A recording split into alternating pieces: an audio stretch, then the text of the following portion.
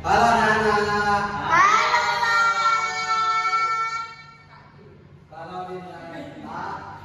Kalau di negara kita Indonesia, pemimpin tertinggi disebut apa? Ayo, teman tahu? Presiden. Ya, betul.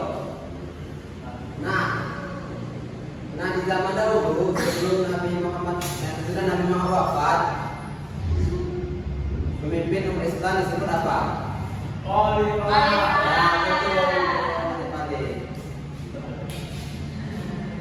Khulafatul Rasyidin adalah para khalifah yang mendapat petunjuk dari Allah.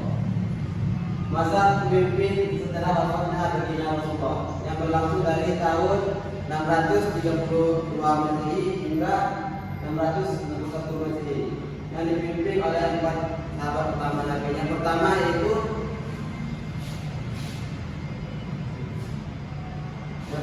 adalah Khalifah Abu Bakar As-Siddiq. Yang kedua Khalifah Umar bin Khattab. Yang ketiga itu Khalifah Utsman bin Affan. Yang keempat itu Khalifah Ali. Ya, Bapak akan menjelaskan Khalifah yang pertama itu Abu Bakar As-Siddiq. Masa Khalifah Abu Bakar As-Siddiq dari 632 Masehi hingga 674 Masehi. Adapun kebijakan penting di masa Abu Bakar As-Siddiq yaitu memerangi kaum kafir, yaitu pemerintah.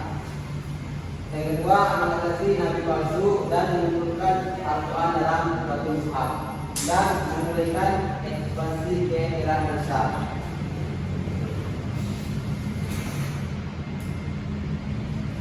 Khalifah yang ketiga yaitu Umar bin Khattab. Masa jabatan Umar bin Khattab yaitu dari 634 Masehi hingga 644 Masehi. Adapun perkembangan besar di masa Umar bin Khattab yaitu wilayah Islam meluas dari Persia hingga Romawi Timur dan membentukkan administrasi pemerintahan untuk mengumpulkan semua harta pemerintahan. Yang ketiga yaitu membuat sistem manajemen dan menentukan kalender hijrah yang pertama di zaman Abu Bakar As-Siddiq. Umar bin Khattab. Nah, selanjutnya Ibu akan menjelaskan khalifah ketiga yaitu Utsman bin Affan. Nah, setelah wafatnya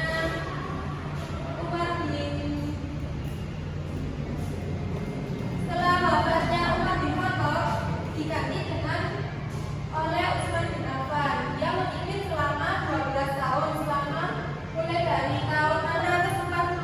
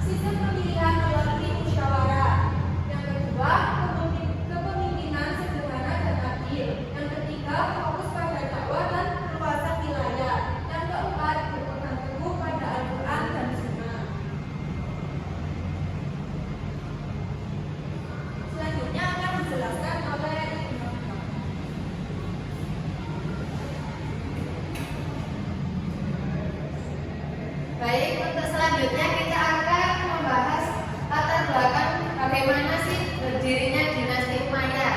Yang pertama berdiri setelah wafatnya Ali bin Abi Thalib. Jadi tadi khalifah keempat kan sudah wafat, kemudian berdirilah namanya itu dinasti Umayyah. Nah, didirikan oleh Muawiyah I dan tempatnya itu berpusat di Damaskus. Kemudian sistemnya adalah secara monarki atau kerajaan.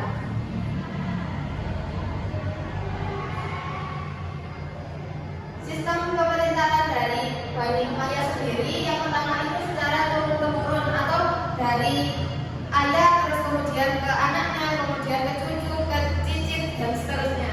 Kemudian yang kedua yaitu administrasinya itu lebih terstruktur. Jadinya waktu pemerintahan itu memiliki administrasi sendiri. Jadi administrasinya itu mulai tertata rapi. Dan juga yang ketiga adalah bahasa Arab dijadikan bahasa resmi Bani Umayyah. Kemudian terakhir pembangunan birokrasi atau militernya itu kuat.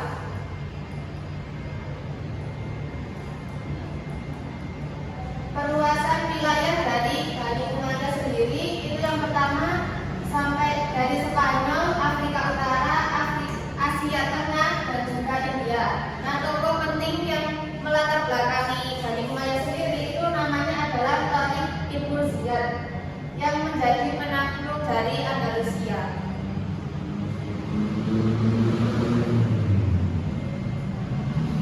Kemajuan dari dinasti Umayyah yang pertama adanya pembangunan Masjid Megah seperti Umayyah Masjid. Jadi waktu kemajuan dinasti Umayyah ini mereka itu bisa membangun masjid-masjid di daerahnya untuk beribadahnya umat Islam. Dan juga yang kedua adanya perkembangan ilmu administrasi. Seperti yang tadi telah disebutkan bahwa administrasinya itu sudah mulai tertata rapi. Jadi ini menjadi kemajuan dari dinasti Umayyah. Kemudian yang ketiga, sistem pajak dan keuangan negara itu menjadi teratur. Dan juga terakhir, dinasti Umayyah itu memiliki pencetakan uang sendiri. Jadi dinasti ini itu udah negaranya itu sudah sangat maju karena bisa mandiri dan juga mencetak uangnya itu sendiri tanpa bantuan dari negara lainnya. Untuk faktor kemunduran dinasti Umayyah yang pertama adanya ketidakpuasan golongan non-Arab. Jadi antara Islam dan non-Islam itu adanya pertengkaran kedua belah pihak. Kemudian yang kedua adanya konflik internal keluarga kerajaan. Jadi kan kerajaannya tadi secara turun-menurun. Nah, pemimpinnya itu kan turun-menurun. Akhirnya adanya faktor kemunduran itu karena adanya konflik antar keluarga tadi. Karena kita tadi kan mengetahui bahwa pemilihannya itu secara turun-menurun. Nah, yang ketiga adanya pemberontakan dari kelompok Abbasiyah. Dan berakhirnya dinasti Umayyah itu pada 750 Masehi dan akan digantikan dengan dinasti Abbasiyah. Dan ini adalah perbedaan dari Khulafaur Rasyidin dan dinasti Umayyah. Jadi perbedaannya yang pertama adalah sistem pemilihannya. Kalau dari Khulafaur Rasyidin itu pemilihan pemimpinnya itu secara musyawarah. Kalau dinasti Umayyah pemimpinnya itu memilih pemimpin itu secara sistem monarki. Nah, kemudian yang kedua adalah pemimpin itu dipilih. Kalau dinasti Umayyah itu pemimpinnya secara turun-menurun. Dari Khulafaur Rasyidin itu fokus pada stabilitasnya, sedangkan dinasti Umayyah itu ekspansi besar. Dan yang terakhir adalah ekspansi awal dari Khulafaur Rasyidin dan dinasti Umayyah memiliki administrasi yang kuat. Sebelum kita ke kesimpulan pada materi hari ini, kita mau mengajak murid-murid untuk bernyanyi.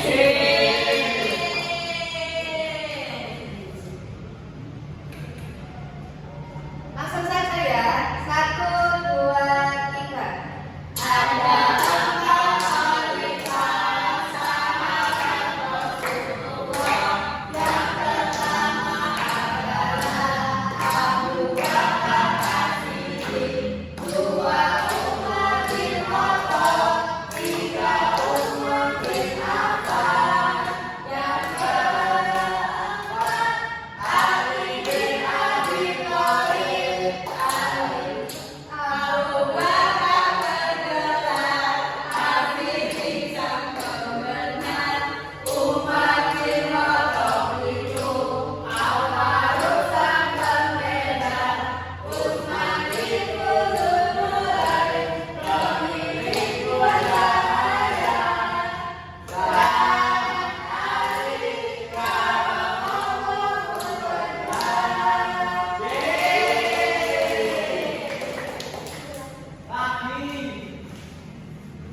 Adapun kesimpulannya itu masa Khalifatul Rasyidin kepemimpinan adalah ideal, sederhana dan berlandaskan musyawarah, dan masa dinasti Umayyah itu kekuasaan Quraisy itu besar dan membentukkan sistem kerajaan. Keduanya berperan penting dalam penyebaran Islam ke berbagai wilayah dunia. Sebelum kita mengakhiri, mau tebak-tebakan dulu. Boleh. Adanya apa, Bu? Jadi siapa yang bisa menyebutkan 4 khalifah? Saya. Ayo maju. Ayo. Ajaran dulu Nggak apa? boleh melihat. Ajarannya apa? Nanti hadiahnya ada di luar. Janji. Ini bagus belum? Ya, Kak.